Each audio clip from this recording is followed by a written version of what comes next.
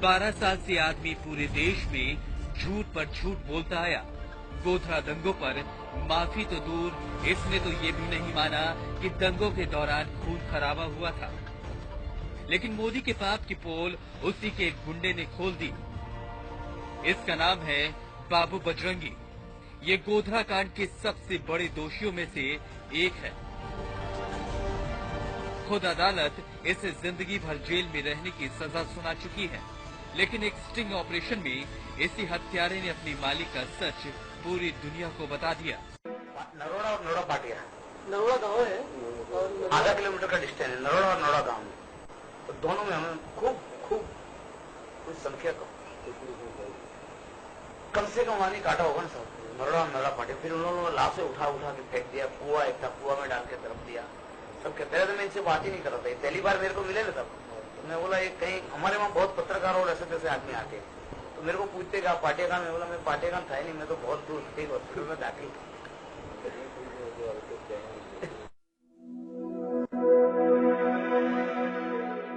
उनके घर है सब। ये घर में घुसे तो यहाँ से सिलेंडर लिया और हमारी धड़ा फूटे।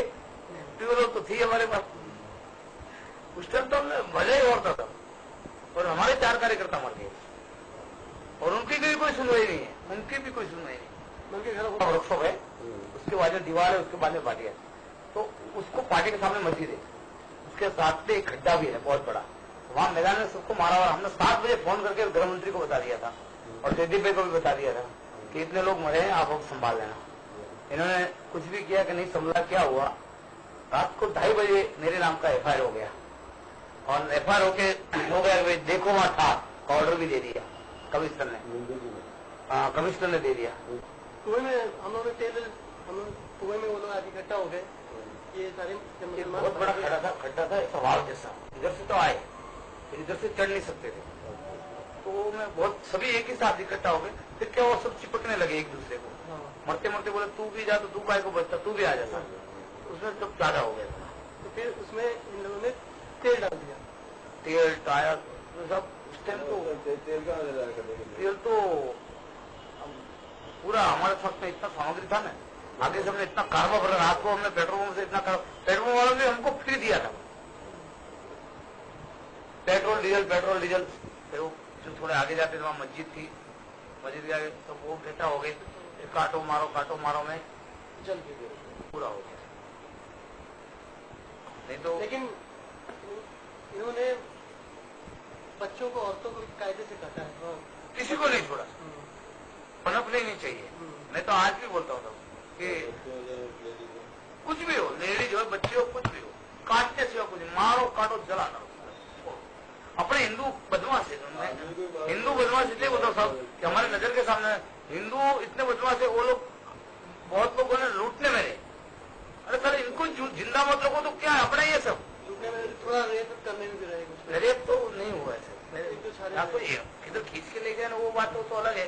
बाकी जब हम लोग चलते थे उसके पीछे टोला भी था ना, तो वो कहाँ रेप करने की जगह मिलेगी? उस टाइम तो ये होता खुला था कि जैसे आज चल रहे हैं, आगे हो रहा है, काटाकटी मारामारी हो रहा है। उसमें कैसा था कि ऐसे गली थी, तो हम लोग घुसते, तो वो लोग घुसते, तो पहले सामना होता था, आमना सामना होता था। वो लोग की ताकत वो लोग लगाते थे। फिर कहीं हुआ, कहीं लगा, वो हुआ, फिर जैसे ताकत के घुस गए, 5-7 पड़ गिर गए, मर गए, तो फिर आगे चलते थे। तो उसमें क्या है कि एक कोई कहीं से लड़की कहीं भाग रही है, कोई खाना ले गया उठा के, वो और बात अलग है। तो उस टाइम तो उस जगह पे तो सब, मगर जैसा पाकिस्तान हिंदुस्तान में हुआ, पाकिस्तान में खाना, उस टाइम आप देखो ना सर, वो लाशें पड़ी थी। वो उस टाइम सीन खींचने जैसा नहीं था, कहीं किसी के हाथ में आ जाए। हमने एक वीडियो वाला आया था, मीडिया वाला, उसको भी जला दिया। हाँ, और ये बहुत लोग जय माता जी करके भी भाग गए। वो भी हुआ है हमको माल। जय माता जी, वो तिलक लगाया और बोले जय श्री राम, जय माता जी, भी हुआ है। वो बताइए ना, वो SRPF वाले ने कैसे बचाया? एक खाली मुसलमान था, SRP का बड़ा था, शहीद है, जो अधिकारी था, और SRP के पीछे ही वो सब हुआ, कांड हुआ, मारा मारी का कांड हुआ। बाकी जो भागे ऊपर, जो खड्डे के ऊपर थे, वो भागे, वो कंपाउंड, SRP के कंपाउंड में घुसे। जो एसआरपी के पुलिस वाले थे वो भगा रहे, जब तक वो गाड़ी लेके आ गया और उसने बोला कि सबको अंदर डालो चलो, तो वो तो फिर वो कमांडो अधिकारी है, तो उसमें बहुत लोग बच गए, कम से कम 500 लोग वहां बच गए, नहीं तो दूसरे 500 लोग हो जाते। लेकिन उसके ऊपर भी गोली चलाई हम लोगों ने, उनको भी गोली चले, एसआरपी वाले के ऊपर। वो भी हमारा साक्षी है सामने।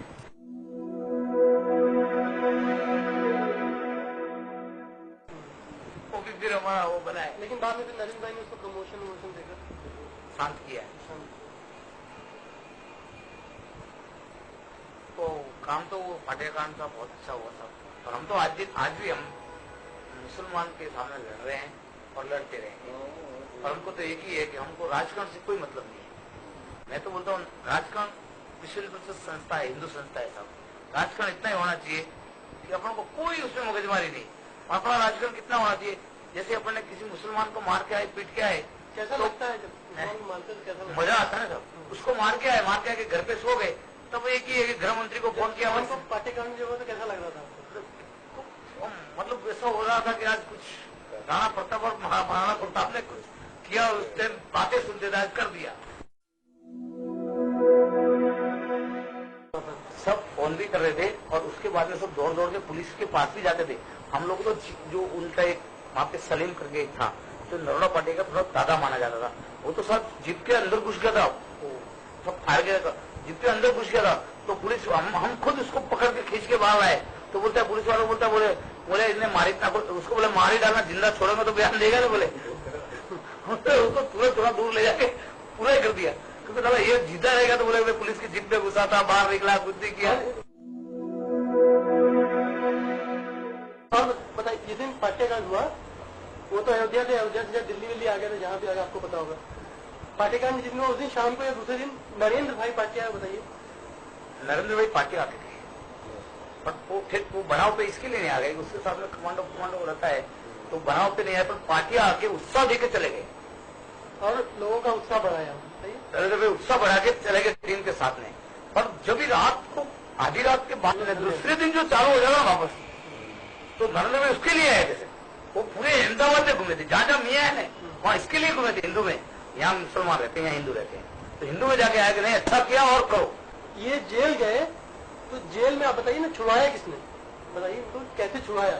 हमको तो जेल से नरेंद्र भाई ने छुड़वाया, उन्होंने जज बदले और जज बदल के फिर नरेंद्र भाई ने सेटिंग की और नरेंद्र भाई ने हमको छुड़वाया, तो हम नहीं छूट सकते। पहला जज आया था धोड़किया जी था, उन्होंने बोला कि बाबू भाई बजेंगे तो फांसी होनी चाहिए 4-5 बार, एक बार नहीं, और फाइल फेंक दी सब। फिर दूसरा आया तो दूसरा ने हमारा को यही बताया कि नहीं इनको फांसी होनी चाहिए। फिर तीसरा 1.5-1.5 महीना हो गए, फिर नरेंद्र भाई ने हमारे को संदेशा भेजा कि ठहर जाओ, मैं अभी सेटिंग करता हूँ, अभी टाइम निकल गया है। फिर उन्होंने अक्षय मेहता करके एक जज को भेजा, जज ने फाइल नहीं कुछ नहीं, बोले जाने ग्रांटेड, और सब जेल खाली कर दी वहां, तो बाहर आ गए लोग।